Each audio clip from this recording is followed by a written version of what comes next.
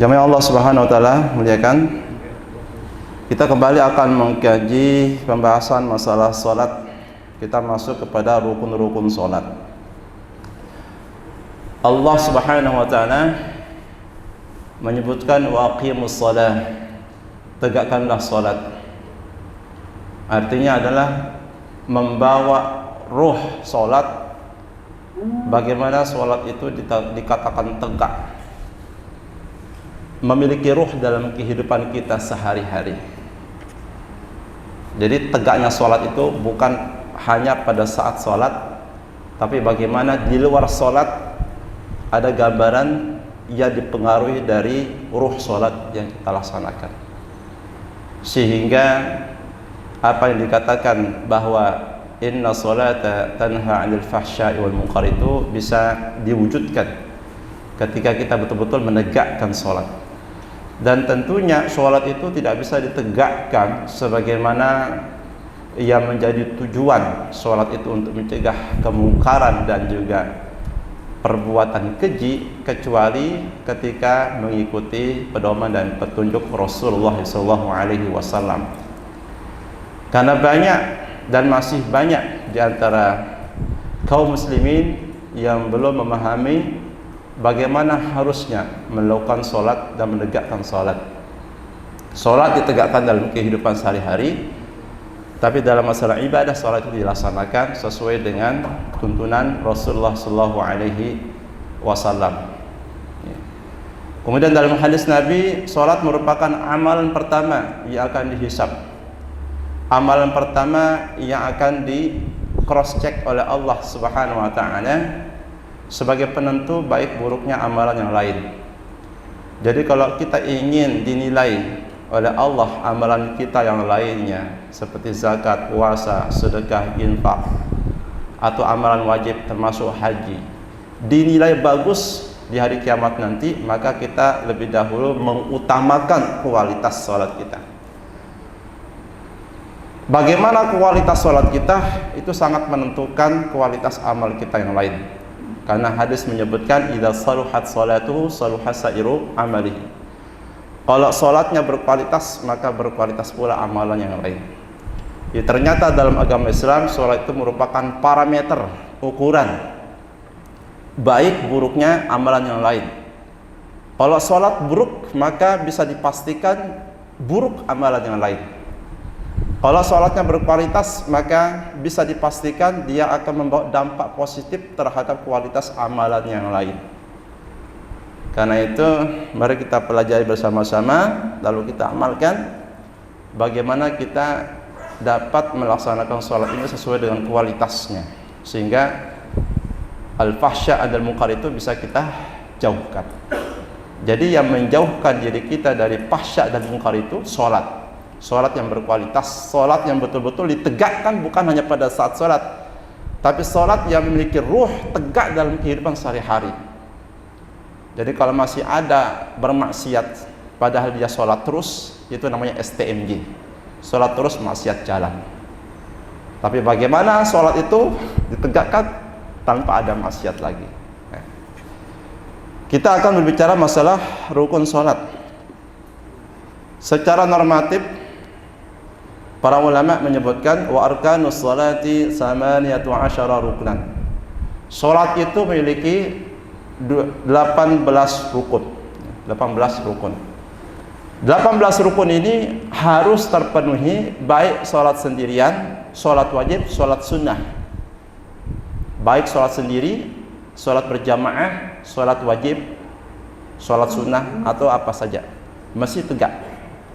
Salat duha, salat qabliyah, salat ba'diyah, salat witir, salat apa saja yang lainnya.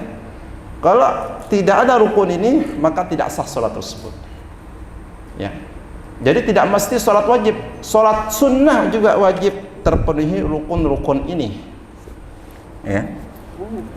Dan rukun salat itu konsekuensinya bila ditinggalkan, baik karena lupa, tidak disengaja, apalagi karena sengaja meninggalkan salah satu rukunnya, maka sholat tersebut atau rakaat sholat tersebut tidak sah, mesti diganti dengan rakaat lain. Yang pertama adalah niat. Niat.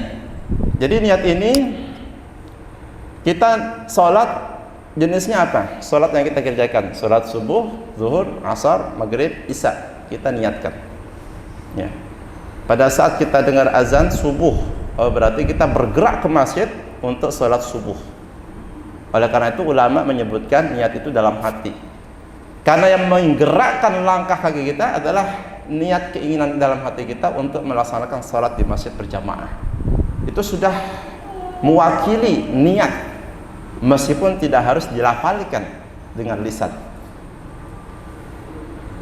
Yang kedua adalah al-qiyam ma'al qudrah. Ya, kita harus berdiri ketika mampu untuk berdiri. Ini adalah asalnya. Jadi kalau diberi kesehatan, kaki yang kuat untuk berdiri, maka kita asalnya adalah wajib berdiri, khusus untuk sholat fardu.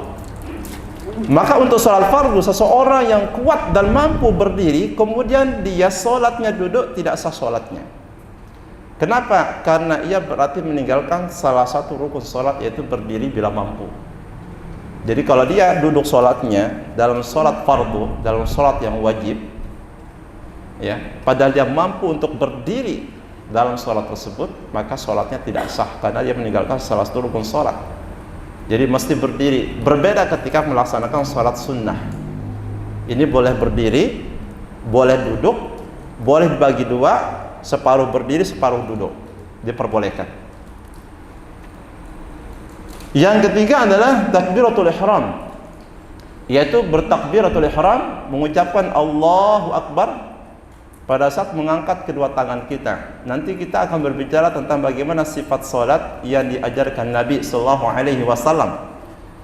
Maka salah satu sifatnya adalah takbir itu bisa sejajar dengan kedua bahu, bisa sejajar dengan telinga. Yang jelas tidak melebihi sampai telinga, apalagi melebihi kepala nih. Allahu Akbar, ya, melebihi kepala. Ini namanya isyarat dada, ya, bye-bye gitu, ya, dari jauh hormat. Tapi ada dua pilihan. Kalau tidak sejajar dengan bahu, maka dengan telinga kita. Pada saat itu kita mengucapkan Allahu Akbar. Ini ada beberapa pilihan dalam sifat sholatnya. Mengucapkan takbir Allahu Akbar bersamaan dengan mengangkat kedua tangan, atau Allahu Akbar setelah bersedekap, atau Allahu Akbar lebih dahulu baru kita mengangkat kedua tangan, ya. Pilihannya terserah, ya. Karena itu semua ada di dalam sifat-sifat sholat Nabi Sallallahu Alaihi Wasallam, ya. Yang penting di sini mengucapkan takbir. Maka ihram artinya ketika seseorang sudah mengucapkan Allahu Akbar bersamaan dengan mengangkat tangan, atau setelah mengangkat tangan bersedekap, atau sebelum mengangkat kedua tangannya, dia tidak boleh melakukan apapun di luar sholatnya. Tidak boleh beraktivitas apapun yang bisa membatalkan sholatnya tersebut. Sehingga dikatakan ihram, asal kata haram, tidak boleh. Karena itu adalah bentuk penghormatan kita saat menghadap kepada Allah Subhanahu wa taala. Maka pada saat itu Allah menghadapkan wajahnya kepada kita yang sedang sholat. Karena disebutkan dalam hadis Nabi, pada saat kita menghadapkan wajah kita ke tempat sujud, maka selama itu pula Allah menghadapkan wajahnya kepada kita. Pada saat kita menoleh ke kanan atau ke kiri atau ke atas dan sebagainya, maka pada saat itu Allah memalingkan wajahnya daripada wajah kita. Kemudian yang berikutnya 4, ya, qiraatul Fatihah, yaitu membaca Al-Fatihah, ya. Dan Bismillahirrahmanirrahim salah satu ayat daripada surah ini. Meskipun ada pendapat yang mengatakan seperti pendapat Imam Malik bahwa Bismillahirrahmanirrahim tidak termasuk surah Al-Fatihah, tidak termasuk ayat daripada surah ini.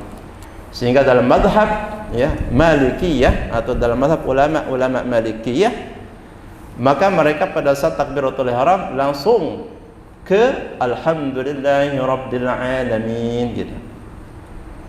Bagi yang membaca Bismillahirrahmanirrahim ini boleh mengambil satu di antara dua cara. Yang pertama boleh jahr, yaitu membaca dengan nyaring, Bismillahirrahmanirrahim. Yang kedua dengan cara sir, yaitu tidak menyaringkan bacaan bismillah. Dan kedua cara ini sama-sama boleh dan sah karena warid dari Nabi sallallahu alaihi wasallam. Kemudian yang kelima adalah ar-ruku' wa tuma'ninah fihi. Ruku' dan tuma'ninah selama ruku' itu. Jadi ruku' ini ya, yaitu sifatnya adalah lurus ya. Lurus, meluruskan punggung kita. Sifat ruku' ini meluruskan punggung kita. Dan tuma'ninah, kadar minimal tuma'ninah adalah bacaan subhana rabbiyal azim 1 kali ya. Bagaimana kita melihat ada orang yang begitu ruku berdiri lagi, itu belum habis azim sudah berdiri lagi.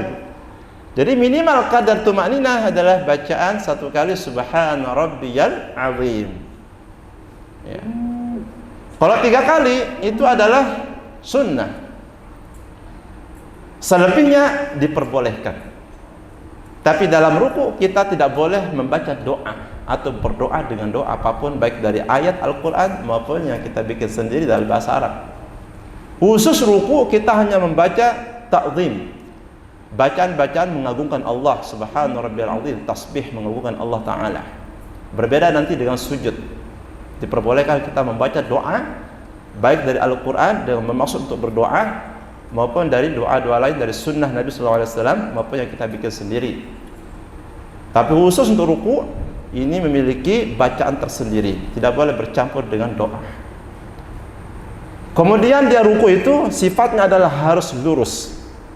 Dia tidak boleh sedikit naik ya kepalanya, ataupun kepalanya sedikit menurun ya. Tidak boleh menanjak, tidak boleh menurun.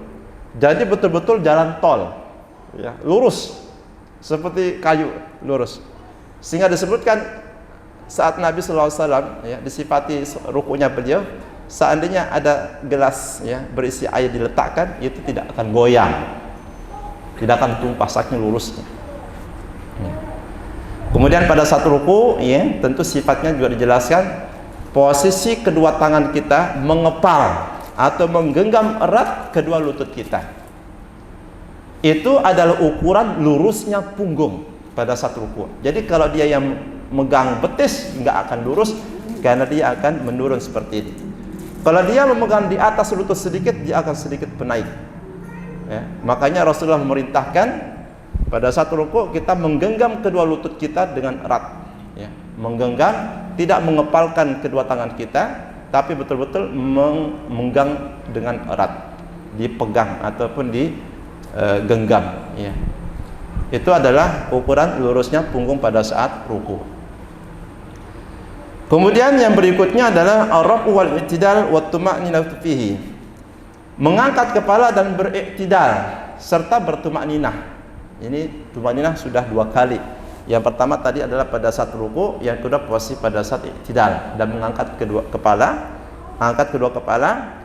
Dia harus angkat dulu untuk sujud, jangan sujud dari ruku.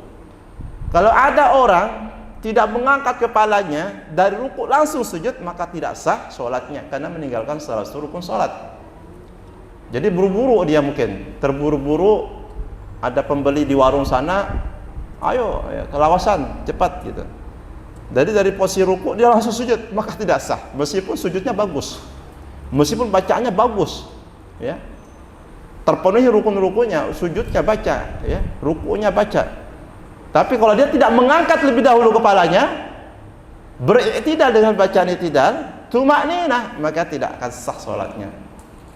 Karena menggugurkan salah satu rukun sholat, yaitu mengangkat kepala tegak sampai berdiri tegak sebagaimana dia berdiri ketika takbiratul ihram, dan juga tuma'ninah di dalam iktidalnya.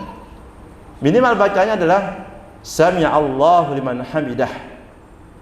Nah, kalau misalkan kita sholat sendiri, sami Allahu liman hamidah, rabbana walakal hamd. Kalau kita sebagai makmum sholat berjamaah, kita hanya menjawab bacaan imam, rabbana walakal hamd. Minimal bacaan pendek seperti itu. Ada bacaan lain. Rabbana walakal hamd mil'us samawati wal ardi wa mil'u ma syi'ta min syai'in ba'du. Ya. Kalau nggak hafal itu sudah cukup yang pendek tadi. Kemudian tumaninah tegak. Dia tidak boleh berdirinya untuk i'tidal separuh tegak. Separuh mau sujud, separuh mau ruku. Dia betul-betul tegak berdiri. Sehingga dikatakan di situ tumaninah. Dan tidak akan terjadi tumaninah kecuali ketika posisinya berdiri tegak seperti ini. Kemudian yang berikutnya adalah wasujud wat tumaninatu fihi. Sujud dan tumaninah. Baru setelah tumaninah dituntaskan, kemudian sujud. Maka pada saat sujud pun juga tumaninah. Dan minimal tumaninah adalah bacaan satu kali subhanallahil a'la. Minimal. Itu adalah bacaan wajib minimal. Tidak boleh kurang. Kalau kurang berarti tidak ada sama sekali. Ya. Meskipun dia lama, tapi kalau nggak baca tidak sah. Ya. Dia sujud. Sujud itu dikatakan sujud manakala dia ada bacaan. Meskipun satu kali. Minimal satu kali, sunnahnya 3 kali, selebihnya boleh. Nah, disinilah kita dianjurkan untuk memperbanyak doa. Dalam hadis Nabi, fa amma fir ruku' fa'adhim fihi rabb wa amma fis sujud fa'akthir fihi ad-du'a fa qaminun ayustajaba lakum aw kama qala sallallahu alaihi wasallam. Adapun ruku' maka agungkanlah Allah dengan bacaan subhana rabbiyal azim. Adapun sujud maka perbanyaklah doa. Karena pada saat itu doa kamu mustajab. Kenapa? Karena jarak seorang hamba dengan Allah pada saat sujud sangat dekat. Sangat dekat. Sehingga karena dekat, disitulah kita bermunajat, berbisik-bisik dengan Allah, meminta kepada Allah. Apa yang menjadi hajat hidup dunia akhirat kita mintalah pada saat kita sujud. Ya. Mintalah apa saja. Yang belum punya istri, mintalah istri. Yang sudah punya istri, saya nggak ngomong ya. Yang sudah punya istri, minta anak kalau belum punya anak. Yang sudah punya anak, minta dijadikan anaknya soleh-solehah.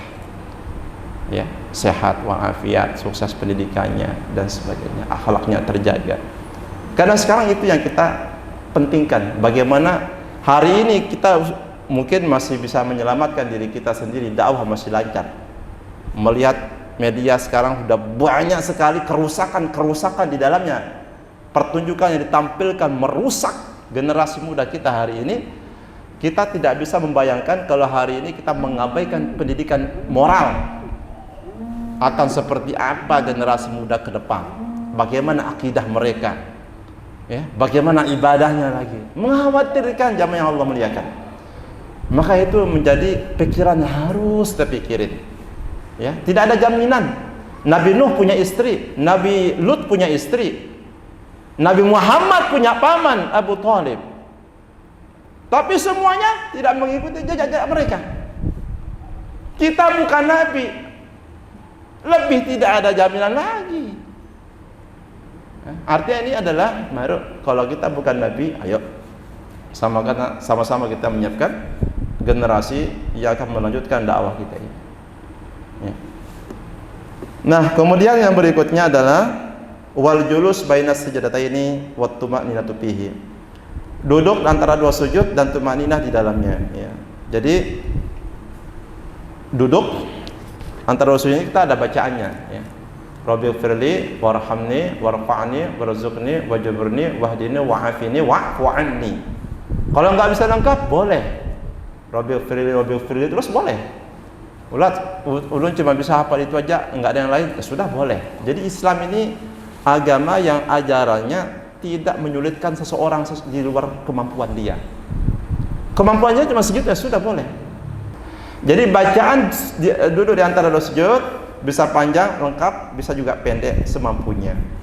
Yang penting di sini tumaninah, ya. Dan kalau lengkap itu sudah tumaninah banget itu. Ya.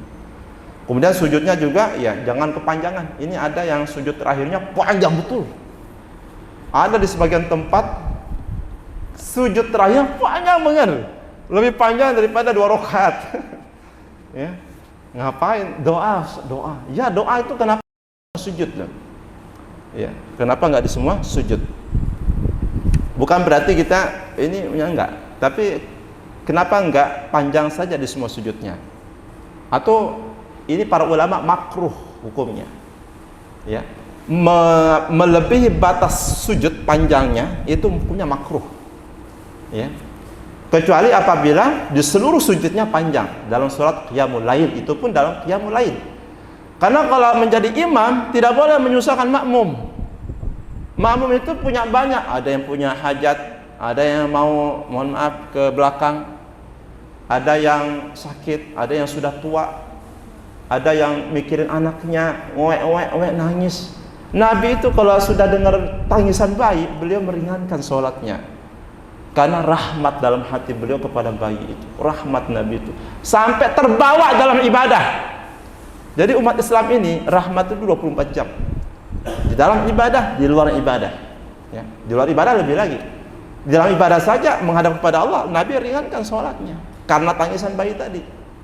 Ya, kasih sayang Nabi sallallahu alaihi wasallam. Ya. Allah lebih kasih sayang kepada bayi daripada kasih sayang ibu kepada bayi itu. Kedua, Nabi Muhammad lebih sayang kepada bayi itu daripada sayangnya ibu kepada bayi itu. Kenapa?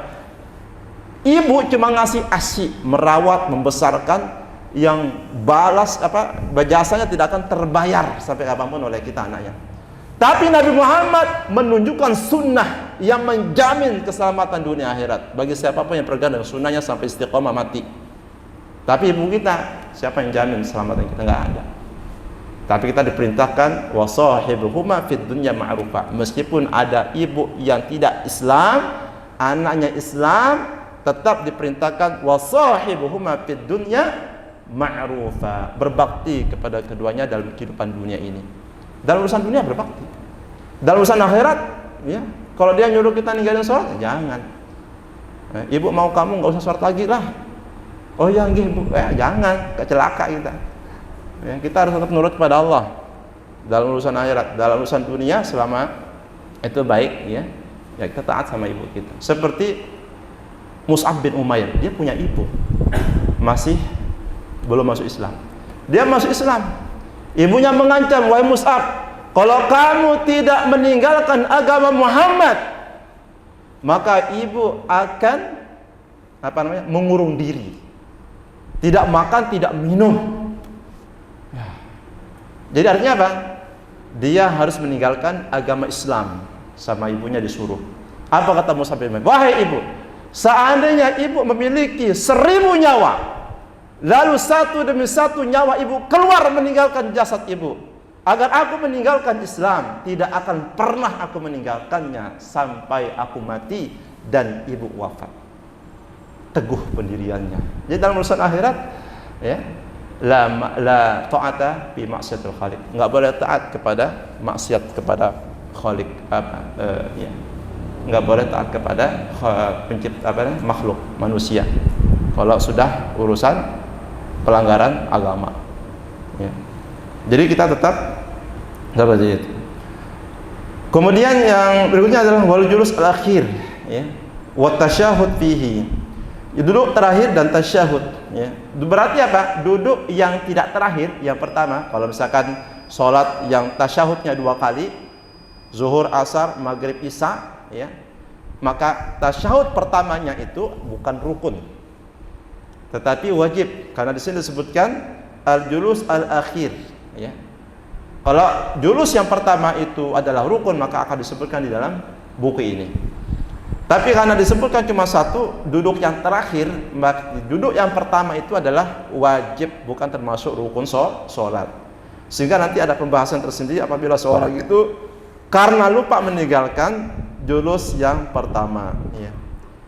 Tasyahud, ya, bacaan tasyahud, at-tahiyatul wassalawatu wathayyibat atau at-tahiyatul mubarakatuh wassalawatu wathayyibatulillah, itu adalah doa yang Nabi baca pada saat Isra menghadap kepada Allah. Beliau at-tahiyatul mubarakatuh wassalawatu wathayyibatulillah, ya, selamat, ya, ucapan selamat kepada Allah, ya, kemudian at-thayyibat wassalawat wathayyibatulillah. Kemudian dijawab oleh Allah, Assalamu alayka ayyuhan nabiy wa rahmatullah wa barakatuh.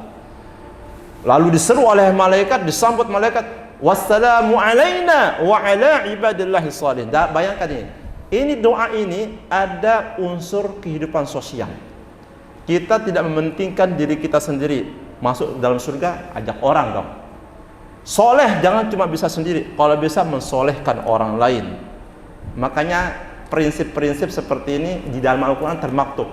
Ya ayyuhalladzina amanu qu anfusakum wa ahlikum nara. Jaga diri kamu dan jangan lupa keluargamu juga harus kamu jaga. Ahli itu bukan cuma keluarga, siapapun yang dekat sama kita hubungannya kita jaga. Ya, umat Islam satu iman dengan kita jaga. Ya. Jadi assalamu alayka, wassalamu alayna, ya. Keselamatan untuk kami dan keselamatan untuk semua hamba yang soleh. Salam kanan kiri kita juga menunjukkan hubungan sosial. Tetangga kiri kanan, ya kan? Assalamualaikum, assalamualaikum. Jadi tetangga kanan kiri jangan dilupakan.